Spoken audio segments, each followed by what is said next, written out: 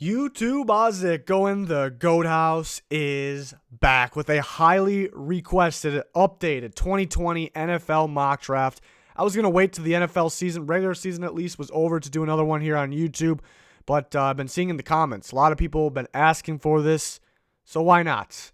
My updated 2020 NFL mock draft, first round here just before NFL Week 15, just actually after that Ravens-Jets Thursday night game in Week 15. So a lot has changed since the last mock draft here on YouTube, but I have been updating my mock every single week on Patreon and will continue to do that every single week here. You also get updated score predictions every week and updated playoff predictions every single week. We're always changing and adding things to the Patreon too. So once we're in draft season where there's regular uploads of the mock drafts on YouTube, that'll probably be an option on Patreon for 7-round mocks for each team. You tell me your favorite team. I'll make an updated 7-round mock. So always options like that being added to the Patreon. Link in the description for more info. 40K, that's a subscriber goal. Please help us out by subscribing, trying to reach that goal by the end of the NFL season.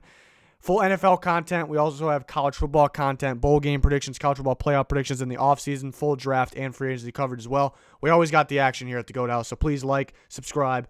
Go ahead and check us out on Twitter, at GoatHouseNFL. There's a link in the description. Always talking football on there. Let's break down this mock draft. 8 picks at a time like we usually do. The Bengals currently hold the first overall pick, and I have them taking Joe Burrow. No surprise, they're a quarterback from LSU. I think has turned into a safe pick, a safe quarterback prospect, even though safe and quarterback prospects really don't ever go together. I don't really see any flaw. I think there's a chance that the Bengals really could ruin them if they don't do things right. Maybe if they can't build the offensive line. But Jonah Williams is going to come back, so that was a good pick last year. I like Joe Burrow. I think he fits Zach Taylor's offense. If they have the first pick, I really think that'll be the pick. I know some people think it could be Chase Young, but I think you have no choice but to go Joe Burrow here. And there's a debate. I know most people say Chase Young is the best player in the draft, but it's back and forth for me between Joe Burrow and Chase Young. A quarterback actually could be the best player in the draft. So I have the Bengals going Joe Burrow. The Giants, no-brainer here. If Chase Young's still on the board, you take him. You need pass rushers either way. I know you got some young guys, but paired Chase Young with a guy like Lorenzo Carter, looking pretty good for the future. Chase Young could play the 3-4 or the 4-3, so the Giants want to stick with their 3-4 defense, which I expect them to. It works out just fine. Chase Young, top-tier, elite prospect, safe pick. He'll get you pressure. He'll get you production pretty early on, pretty much right away in his NFL career. The Redskins with the third pick take Andrew Thomas, the offensive tackle from Georgia. This makes a lot of sense to me because I don't think Trent Williams will be playing for the Redskins anymore. That's kind of just my take. And you have the opportunity to get a good replacement, but it's, you can actually compare Andrew Thomas to Trent Williams there. So I think that's a plug-and-play left tackle. It's a good replacement. You prefer to have good young offensive linemen to pair with Haskins to grow with him because the Redskins offensive line is playing pretty poorly once Haskins is in there. On paper, the Redskins offensive line shouldn't really be that bad, but don't really have the chemistry with Haskins. You want to get the young guys to grow with Haskins. You have the opportunity here with the third pick, with a guy like Chase Young off the board. You take Andrew Thomas from Georgia, plug-and-play left tackle. The Dolphins, they still do it. They take Tua Tagovailoa, quarterback from Alabama. They still do it. Still waiting waiting. We're still waiting on more info on his injury. When's he going to be good? He may miss part of next season too. Dolphins with 3 picks can't afford it. They can definitely afford to do this. They're still in the developing stages, the rebuilding stages. You have Ryan Fitzpatrick another year, so they wouldn't be afraid to play him until Tua is ready to go. So I think this is their guy all along here, so I think they do it, but it depends. If he ends up, needing to sit out all of next year too, they maybe can wait. Maybe he'll drop a bit. So that's kind of the mystery of this draft. Where will he go? How hurt is he? I don't think he goes back to Bama. There was rumors on that. I think that wouldn't be a smart decision because there is people are saying go back so you can be the first overall pick next year, but there's a chance that he gets hurt again, and it is not the first overall pick. And there's also Justin Fields, Trevor Lawrence, so nothing's guaranteed there. So I wouldn't really agree with that. I think still waiting to hear on the injury status, but Dolphins take them. They can afford to do it.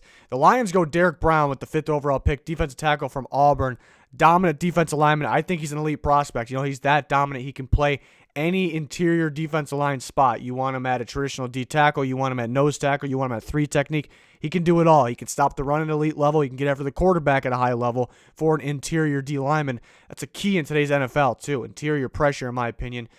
There's some teams that get good pressure, but they don't have interior pressure, and that's costly to them. Derek Brown, Matt Patricia, I mean, he could be gone. Matt Patricia honestly could be gone, but I think he would like him in their defense. And there was so much hype around the Lions' defensive line. That was supposed to be their game. Looking like they're building up pretty well, and they even add Mike Daniels. That was kind of a letdown. He's going to be gone after this year. Snacks Harrison's going to, he's not getting any younger, obviously. They need more on that D-line, to stop the run and get after the quarterback, and that's exactly what Derek Brown is, and he is the best player available at this point, in my opinion. So Lions take him. Get that D-line where you want it to be. That's supposed to be their game. But it turned out with Stafford, the offense is their game. So let's get the defense back on track there. The Cardinals with the 6th pick take Tristan Wirfs, offense tackle, Iowa. No secret, the Cardinals need offensive line. They needed it all year. Kyler Murray can't be running around like a madman, even though he can do that. We've even seen him get minor injury recently and hasn't been playing his best football because I think he's playing hurt, and that's because the offensive line is allowing pressure on him at all times. So you get a guy in Tristan Wirfs, you take the best offensive lineman available. I think the very worst case scenario for Tristan Wirfs is he's a solid starting guard. So that's worst case. I think you can plug and play him at any tackle position. But the downside is actually good because I think he could be a very good guard as well. The Jags take Isaiah Simmons, linebacker from Clemson. I say linebacker, not safety. Some people still believe safety because of athletic ability and experience at safety. He's a linebacker, in my opinion. He's today's, there's a couple in this draft. It's the type of linebacker you want today in today's NFL. Those weapons. We see who's taking over the NFL in terms of linebackers. It's a little different now. Kind of those guys that can do a bit of everything, the rangy guys. Those are the guys taking over the linebacker, the off-the-ball linebacker spot in the NFL. And it's no secret that the Jags need a linebacker. They need it bad. They have a few needs right now. I think down the middle of their defense, starting with linebacker, though, is what they need. And it's just so happens you don't have to reach for a guy. He could very well be the best player available in the draft at this point at pick 7 in Isaiah Simmons. I mean, the guy can cover downfield. He's rangy. He can go sideline to sideline. He can get into the backfield, get to the quarterback. Excellent blitzing linebacker in Isaiah Simmons. Freak athlete. The Jags would love to pair him with Myles Jack for the future. The Falcons, so many needs for the Falcons. It was a toss-up to go with Jeff Okudah, the cornerback from Ohio State, or maybe like an A.J. Epinesa, the pass rusher from Iowa, because they do need more pass rush help. But Okudah, today's corner, a couple years ago, it's kind of the more physical, maybe 2-3 years ago. The more physical corners were the best in football. Now it's the more athletic, the playmaking corners are the best in football, and that's what the Falcons are lacking. Trufant could be physical at times. He'll be a playmaker here and there, but Okudah is that guy. He's that guy. He's that safe cornerback prospect, athletic, knows how to read the quarterback and the receiver, which is important. Some of these guys can only read one. You got to be able to read both, play both. Okudah, I think, fits with the Falcons. The type of corner they are lacking that they need. So I think they will take him here in this scenario with the 8th pick. We're on to the next 8 picks here. The Jets go CeeDee Lamb. Yes, the first receiver off the board. CeeDee Lamb, receiver from Oklahoma. Jerry Jeudy, most people will say, is the first receiver off the board. He very well could be. I think there's very good receiver prospect in the best receiver class in NFL history. I think there's a little, more hype around maybe the media and maybe social media on Jerry Jeudy. I think when it comes down to it, I think more teams could actually like CeeDee Lamb, a guy like that, a little more. I mean, everybody will be different on the receiver board, but I've been more impressed recently with CeeDee Lamb. I think a very safe receiver prospect. I mean, he can do it all. I mean, Jerry Jeudy can do it all too, but CeeDee Lamb is a guy that you will not be afraid to do anything with. He's very good after the catch, but he can get open downfield in the short game. I think he helps Darnold out instantly. Obviously, the Jets need offensive line, but the question between a guy like CeeDee Lamb, a guy like Jerry Jeudy versus the next best lineman like Jedrick Wills, who we're going to get to in a second, I don't know how you can pass on a top-tier receiver talent like CeeDee Lamb, a guy that it's a safe pick, contribute right away and make Sam Darnold better. I think they need a receiver pretty bad as well, and even with the guy like Robbie Anderson being a free agent. So CeeDee Lamb's the pick there. The Chargers at the 10th overall pick go Jedrick Wills, offensive lineman from Bama, a guy that you can flip on either side. Left tackle, right tackle, I'm safe either one. feel comfortable with him on either one. Chargers, no secret, they need offensive line. And you look at this team. This team is built to be in the playoffs, and it's not going that way this year. Unfortunate season so far, but they have talent. That's kind of my point. They have the talent everywhere, really except for the offensive line. They need more help on the offensive line, so you take the best one available here. I think they stick with – I'm starting to think they stick with Rivers for another year, but if not, Tyrod Taylor. It's one or the other. They're not going to waste a draft pick here on a quarterback when you can get better at the position you need to get better right now at. So I think they do that. I think they help Rivers if they bring him back, or Tyrod Taylor, so they can compete next year, because they should be competing. Build that offensive lineup. The Broncos get Jerry Jeudy, receiver from Alabama. The Broncos, pretty much like the Chargers, they have talent everywhere. Unfortunate season, just unlucky moments of the season, and didn't really have their quarterback till late here a couple weeks ago, actually, in Drew Lock. Looks like the real deal for them. That was a great pick. They can still build up the offensive line a little better, but they're going to get Juwan James back, healthier next year. It's just really about replacing possibly Garrett Bowles, but they did a good job drafting over the years. And they definitely need another receiver to pair with Courtland Sutton, and adding Jerry Jeudy with Courtland Sutton for their new guy, Drew Lock there, along with the tight end Noah Fant. It looks pretty darn good. That looks scary good. So they have the opportunity to do this here. I think they do it. Another receiver, T. Higgins, off the board here. 12th pick to the Panthers. Wide receiver Clemson. I think this is the exact receiver the Panthers need right now in their offense. They're missing more firepower in their offense, even though they may have the most firepower from a single player other than quarterbacks and Christian McCaffrey, but they need some more help. DJ Moore obviously having a really good season. T. Higgins, kind of the opposite of DJ Moore, the opposite type of receiver, that guy that can work the sideline, that length that they desperately need, and has a ton of athletic ability for his size as well. That's the guy they need. They're actually missing Funchess in that offense, and T. Higgins is a much, much, much better and more athletic version of Funchess. So that will complement DJ Moore, will help out Christian McCaffrey, and obviously helps whoever their quarterback is. So I would like T. Higgins very much in that Panthers offense. And I think they're going to start going that offensive route, too. I think that's the route they want to go, try to build up the offense more. Another receiver, the Eagles take Henry Ruggs, the third receiver from Alabama, who's projected to be the fastest guy in the NFL draft, electrifying, and could run routes, could get open. You can throw him, the short screen pass, quick slant. You can send him deep as well because of his speed. I would like him to the Eagles very much. They desperately need receiver help. They drafted Arcega-Whiteside last year to kind of be the future Alshon Jeffrey. A little disappointing in his rookie year, but you still got to trust the process there for sure. What they need for Carson Wentz is that shifty, that speed, that quick possible, offense. That's what they need for Carson Wentz, and that's what they really want from Nelson Aguilar, which he's quick, he's fast. Maybe not. He can get open because he can get separation at the best route runner, and you worry about his hands sometimes. And then you bring in Deshaun Jackson, who I didn't really expect to stay healthy this year, to be honest, and I don't really expect him to stay healthy going forward. So you get that shifty guy that can do it all. You get Henry Ruggs in there. To kind of, so the future would be him, Arcega-Whiteside. I mean, you're probably going to need another outside receiver as well, but Ruggs would help Carson Wentz so much, in my opinion, here with this 13th pick. The Raiders got 2 picks. Here's the first one. Kenneth Murray, linebacker from Oklahoma, guy that's shooting up my board. If you heard me talk about Isaiah Simmons a little earlier, pretty much the same thing. Insanely rangy for Kenneth Murray. He's today's linebacker. You can put him inside. He's played mostly inside at Oklahoma.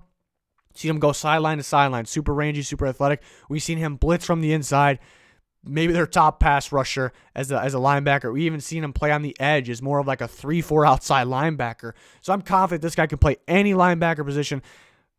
The Raiders need a linebacker. I think he's definitely worthy of the pick. They'd take Murray in this situation. The Colts take A.J. Epinesa, edge rusher from Iowa. Too good to pass at this point, and they need another pass rusher. They need more pass rush. Justin Houston's not going to be around forever. Sometimes, they have Sometimes their pass rush is really non-existent. It feels like it's sometimes it's on, sometimes it's not. So they get some decent interior D-line pressure.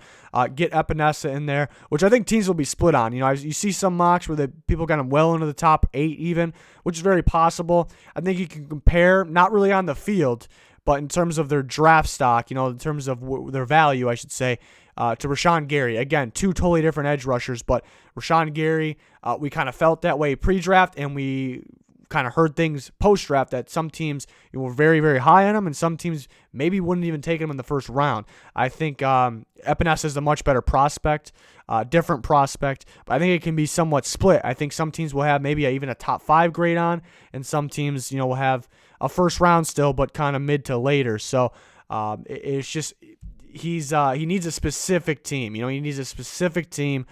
He's more of that strength and technique defensive end. So I think the Colts will I think mainly he'd be too good to pass, and they need pass rush here. The Buccaneers at 16 go DeAndre Swift, running back, Georgia. That may surprise some people taking a running back this early, but you could go quarterback because Winston's contract is up. He's throwing a lot of turnovers, throwing a lot of interceptions. So they could use Bruce Arians, quarterback of the future. At this point, obviously, the option is Justin Herbert. That's obviously the option. A guy that's kind of really fallen for me over the years because when they're younger, it just starts at you just evaluate off arm talent. You don't expect the young guys to have the knowledge for the game or be able to go through progressions or read defenses. You don't really expect it, but you expect them to pick it up. That's kind of where he's struggled. Do the Buccaneers, who've proven now here late in the season, a little too late, but still have proven they can win games, even with Jameis Winston, and they've proven their defense is getting better, do they want to get a developmental quarterback in there to play right away? I really don't think so. What are they missing?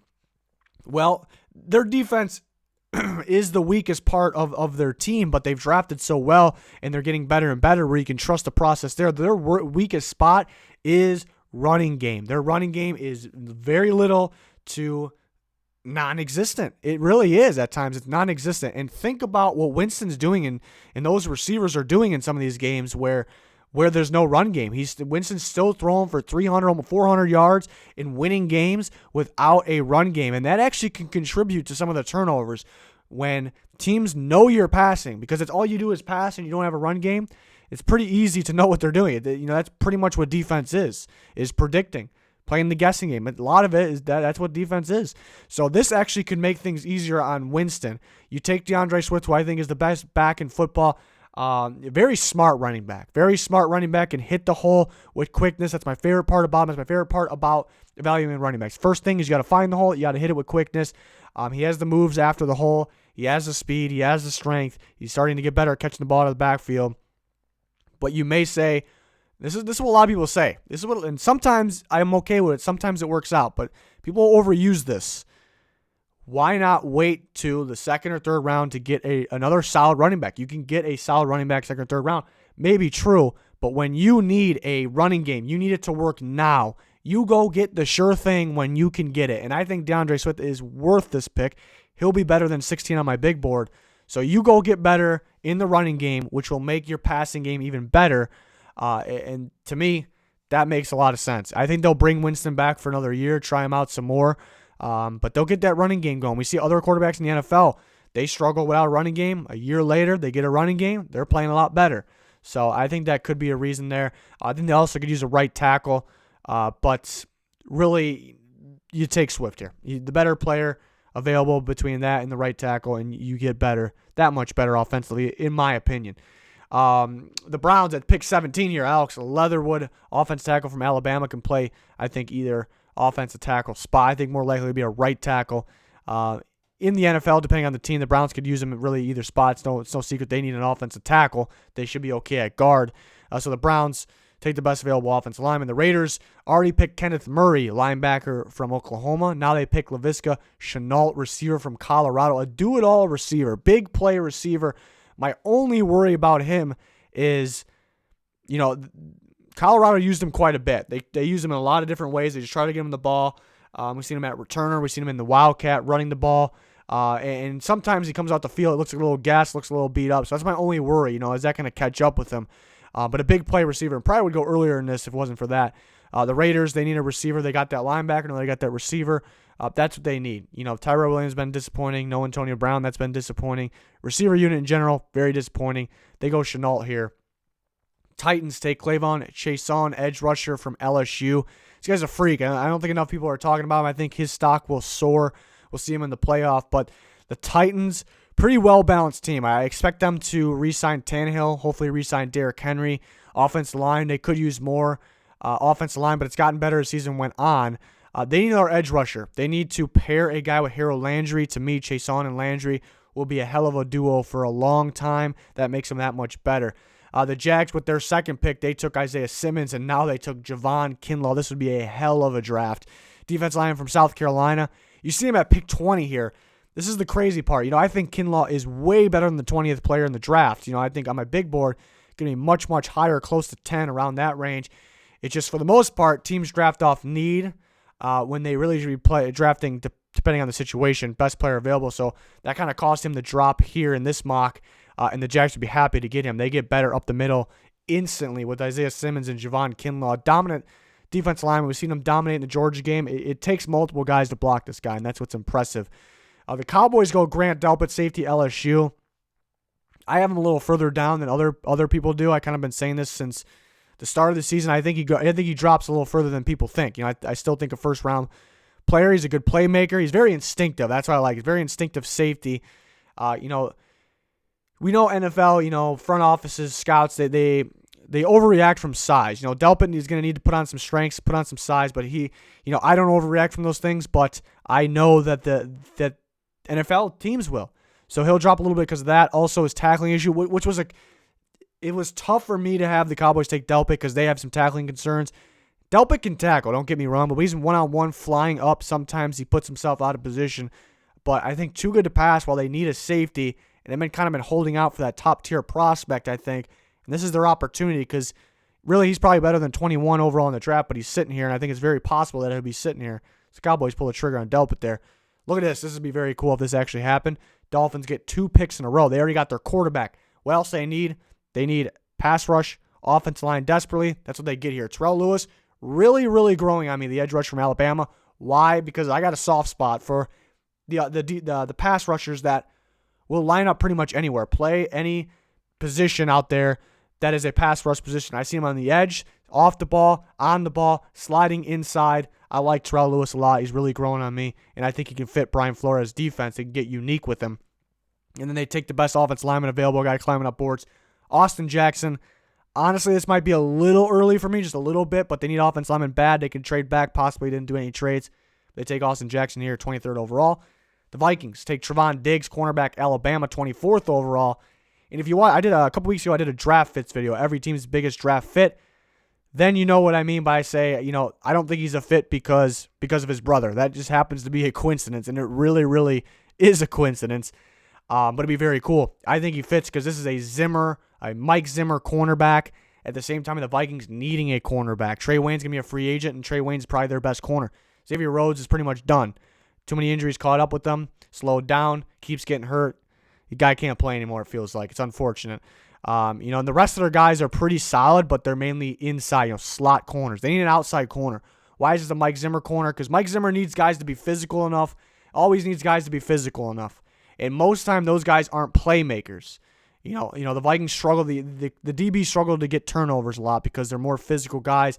And now you get a guy that is you can combine everything. Diggs is physical, sometimes over physical, and that's kind of his flaw, which could be easily fixed. You can fix that in a day. Mike Zimmer can fix it in literally a day. He's in a very athletic playmaking corner on top of it. I think the Vikings would love to have Stephon Diggs' brother, Trevon Diggs, here, a playmaking and physical corner. I believe I'm higher on him than everyone else because he has all their traits. There's some cleaning up to do, just a little bit of cleaning up. And remember, he doesn't have full experience at this position. He's picked up that much and had the ability with not a whole bunch of time at the position. So very impressive. I would like him on the Minnesota Vikings in their secondary. The last 8 picks here, the Bills go Devonta Smith, wide receiver, Alabama. I think another safe receiver prospect. He can go downfield. He can stretch the field. He can run routes. The guy's quick. He can run routes. He can do pretty much anything. I like him working the sideline, though. That's where he's best. The Bills need that, a big play receiver, but a safe receiver at the same time to add to that offense because they need a little more offense. So they take Smith here. Chiefs go Christian Fulton, cornerback, LSU, best cornerback available at this point. Playmaking corner on the outside there. No secret the Chiefs need a corner, so they grab him there. The Packers go Justin Jefferson, receiver, LSU. I've been saying for a while the Packers need another receiver. People kind of disagree, but now this year we really see that. Justin Jefferson I really like a lot. Another safe receiver. He gets open. He can run routes, and after he catches the ball, he's real good after the catch. So, and the Packers would love to have a guy like this, a guy they need to, complement Devontae Adams there. So this would be a great pick to make the offense that much better. They did a good job in the offseason last year with the defense, so they can focus on offense, and they can use an offensive lineman for the future too, because Balaga, very good still, but getting hurt and not getting any younger, so that's something to look out for. Could try to find a right tackle for the future. Seahawks take C.J. Henderson, cornerback, Florida. Seahawks don't have a whole bunch of huge needs. They're always looking for another corner, and C.J. Henderson being another one, the best available at this point from Florida. I think his worst case scenario is he's starting in the slot, playing at a high level in the slot, but I think that he'll play outside. And Seahawks got some good playmaking corners, but they're kind of hit or miss. Giving up big play or making a big play. Definitely think they can use another one here. And then there it is. The Patriots take Justin Herbert, quarterback from Oregon. I think at this point, it's kind of why not. Patriots, let's give him a shot for the future. I know they drafted Stidham last year. I like Stidham, but you get a much better prospect with Herbert here, and he has the tools. Herbert, when he was a freshman, was really in love with the idea of Herbert. I'm like, this is going to be the future number one quarterback. Kind of talked about this earlier in the video. He has the tools. He has the ridiculous arm strength, ridiculous velocity on the ball. He just can't pick up defenses right now. He can't figure it out. I think he's almost thinking too much. There's some concerns about him being mentally weak, I've heard, and he's never really been outside of Oregon. So a lot of concerns for him, but he has extreme arm talent. If he drops to this point, I think the Patriots would try to develop him, try to fix him, because who can do it better than the Patriots? I think Brady can be back for a year. That could help Herbert a lot. Belichick obviously could help him out a lot if those guys are still there, Belichick, Brady. To me, I don't know if even if Brady's gone, I don't really know if there's that many options. You look at the free agent quarterbacks, none of them really feel like Patriots quarterbacks to me. We did a video on free agent quarterbacks where they could land. None of them feel like Patriot quarterbacks. They could make a trade possibly if they can't get Brady back. I think they could sign him back for a year if he still wants to play. But they could look to possibly Herbert in the draft here. He has the tools. They got to get him in there, get him some knowledge for the game. So I do think he drops a bit for those reasons, but the Patriots can grab him here. The Saints go Brandon Ayuk, receiver from Arizona State, guy that's soaring up boards too. Freakish athlete guy. Freakish athlete, can catch the ball, can get open, but you really start watching in the last few weeks, looks like he's already, the problem with college receivers is they kind of just run to get open. They use their athletic ability or strength at the line, whatever they have. There's never really reading defenses, reading the defensive back, trying to read the coverage. I've actually noticed what looks like Brandon Ayuk doing a very good job. Did a very good job against Oregon even, looking like reading the defenses, and that finds himself getting open. So I like Ayuk a lot. He also can be a returner. The Saints, I think, need some speed, some playmaking ability, kind of to fill that Ted Ginn role that they kind of miss. Ted Ginn kind of in his prime over the last few years. Pair him with Michael Thomas. Niners go Xavier McKinney, DB from Alabama. I think he is a safety right now. I think he has the ability to play corner. He's physical enough to be a good press corner. The Niners, they're pretty much set across the board. It's just about staying healthy. They could use another offensive lineman perhaps. They want to re-sign Emmanuel Sanders. So, if they don't, they could use a receiver. But looking at what they have, don't really need a whole bunch. But Jimmy Ward going to be a free agent. Richard Sherman, you look at the corner position, he's hurt right now, nothing major. He's not getting any younger either. So I think McKinney would be a good addition. It's a guy they can move around a bit and just added to kind of that DB rotation that they love to use there. And possibly the best player available at this time. And the Ravens taking another Alabama player, Dylan Moses. Kind of could be their C.J. Mosley. Good comparison, actually. He kind of could fill that role next to Patrick Owosso, who they need to resign. I know guys like Bynes been stepping up, playing okay, but I think they're still trying to look for that, that bigger talent, where they can get better. Pair him with Owosso, really good duo. They got a couple corners that are free agents, so they could go corner here. Thought about a Paulson Adebo, who's still on the board here at this point. They could use another pass rusher. Thought about a guy like Julian Okwara from Notre Dame could sneak in the first round. And there's a long list of receivers on this mock, and there's a long list still available that could actually squeeze in the first round. Some guys that could be, early second round picks. So it just shows how good the receiver class is. Jordan Love, the quarterback from Utah State, declared. He must have got some good feedback, so it's possible he can go first round. He's another guy like Herbert. He has ridiculous arm talent. He has that big play ability. Kind of like that Josh Allen, big play ability, but he'll turn the ball over a bit and still needs to, learn defenses. Maybe people will like Love a little better than Herbert. The difference is, Herbert has talent around him. He has a very good offensive line. Jordan Love doesn't really have an offensive line. Receivers drop the ball an insane amount. So there's some upside there with Jordan Love. He can sneak in here. More running backs. I think Jonathan Taylor would give DeAndre Swift a run for his money in terms of the top running back in the draft. He has everything you like for today's running back, except fumbling is an issue for me. He's done it over his career. He's gotten a little better at it recently, but that is a little bit of a concern. But I think, if it wasn't for that, he might be the top back in the class. But then Travis Etienne from Clemson, pure runner. He could be the best pure runner, just catching the ball out of the backfield. Could be a concern, but the guy can run. There's a long list of running backs that will go pretty high in this draft too. Najee Harris reminds me of Melvin Gordon a little bit, his running style, so I like him as well. Zach Moss, Hilaire from LSU. There's a long list of Keyshawn Vaughn from Vanderbilt. I think is a big time sleeper. I can't wait till it's draft season. We can talk about all these guys. I can't wait to break down this receiver class. There's so many receivers, even ones that people are sleeping on. That are very, very good, like Denzel Mims, Chase Claypool, guys like that. I can't wait for this class. One of the better offensive classes ever, which we rarely get to. It's usually defense. So I'm pretty excited. So hopefully you guys are excited to join us for all of our draft coverage, full NFL content in season, even in the off season. So please subscribe, join us for all that. Thank you for watching this video. That's going to do it. Goodbye.